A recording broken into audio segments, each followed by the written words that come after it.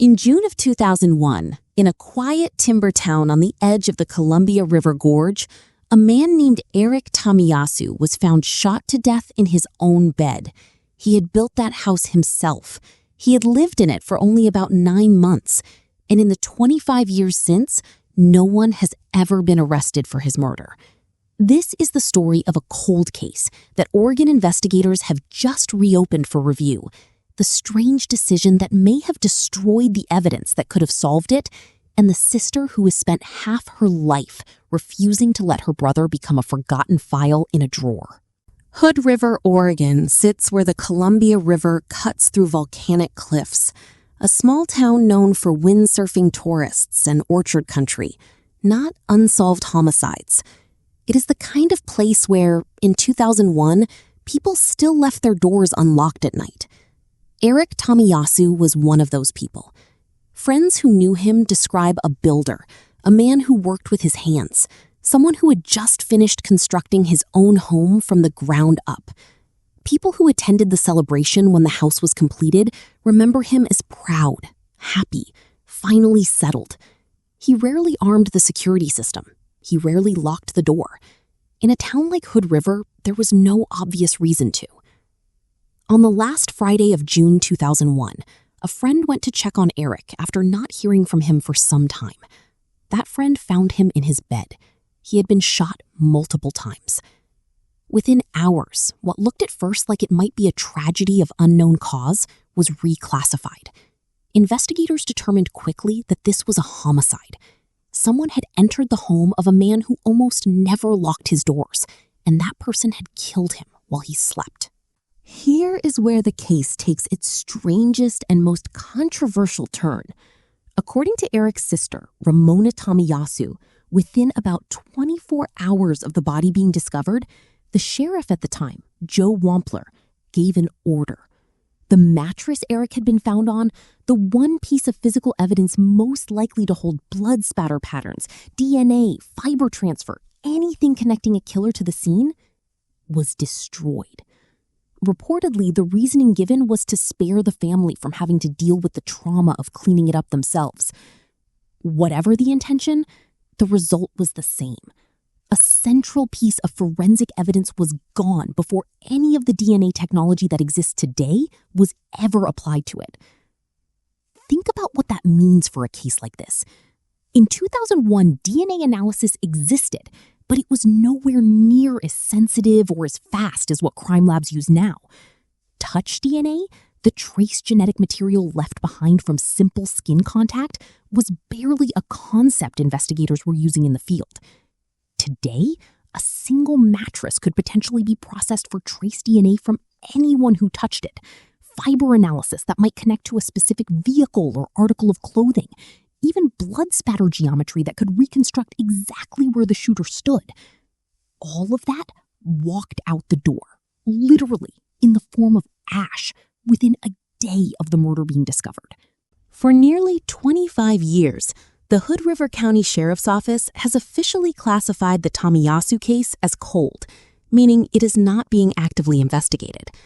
A spokesperson has stated plainly that the case is the only unsolved homicide in the entire county where a body was actually recovered. Not the only unsolved case, the only one with a body. In a county where violent crime of this kind is rare enough to be remembered by name 25 years later, that fact alone tells you how unusual and how unresolved this case has remained. So, who could have done this? Officially, the answer is that no one knows. No suspect has ever been named by authorities, and no charges have ever been filed against anyone. But over nearly a quarter century, a handful of names have circulated in media coverage and true crime discussion, not as accusations, but as open questions investigators reportedly looked at during the original inquiry. The friend who discovered Eric's body has been the subject of online speculation, simply because finding a body, statistically, puts a person inside the orbit of any investigation. Sheriff Wampler himself has faced public criticism for years, not because anyone has linked him to the killing, but because of that mattress decision. A reported business disagreement involving another acquaintance surfaces in older coverage. And because Eric was actively dating at the time, with friends saying he never shared names of who he was seeing, an unidentified figure connected to a romantic relationship has also been floated as a theoretical motive in true crime discussions over the years. It is important to be precise here.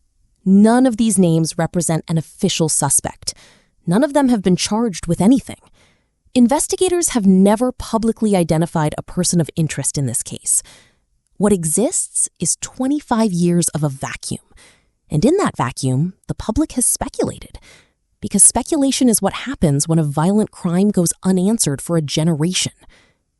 That vacuum may finally be shrinking.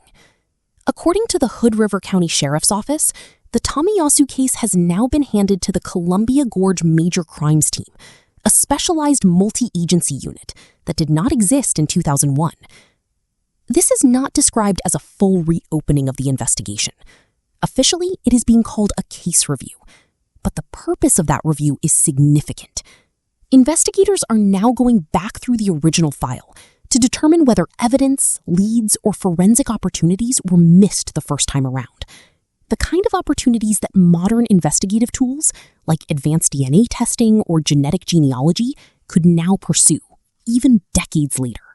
It helps to understand what a case review actually involves, because it differs from how these investigations are often portrayed. A formal reopening would mean an active homicide investigation, new search warrants, fresh interviews, a public push for information. A review is quieter. It typically means a team of investigators, often from outside the original department, goes through every page of the case file, every witness statement, every piece of evidence log, asking what investigators in 2001 simply could not use at the time. That might mean evidence collected but never tested with modern DNA techniques, a witness statement that reads differently today, or confirmation that nothing useful survived, which would be its own kind of answer, even if not the one the family wants. The Columbia Gorge Major Crimes Team is worth understanding because its existence is part of why this review is happening now. Multi-agency major crimes units exist specifically to give smaller, rural sheriff's departments access to specialized homicide investigators and forensic resources a county the size of Hood River could not maintain alone. In 2001, no such unit existed there. A homicide like Eric's would have been handled largely by local deputies, and whatever outside support could be requested case by case. Today, a standing team exists whose purpose is to revisit exactly these kinds of cases, ones that went cold not because they were unsolvable, but because the original department lacked the resources to push them further. That distinction matters when you consider what was lost here. The destruction of the mattress within 24 hours represents the single most consequential decision in this case's 25-year history. Crime scene preservation protocols exist precisely to prevent decisions like this, because investigators are trained to treat physical evidence as something future technology might use, even if current technology cannot. In 2001, DNA testing required relatively large, intact samples. By 2010, labs could extract usable genetic material from far smaller, degraded samples. By the 2020s, touch DNA and genetic genealogy were solving cases decades older than this one. None of those advances can help with the mattress itself, because it no longer exists. That does not mean every piece of evidence is gone.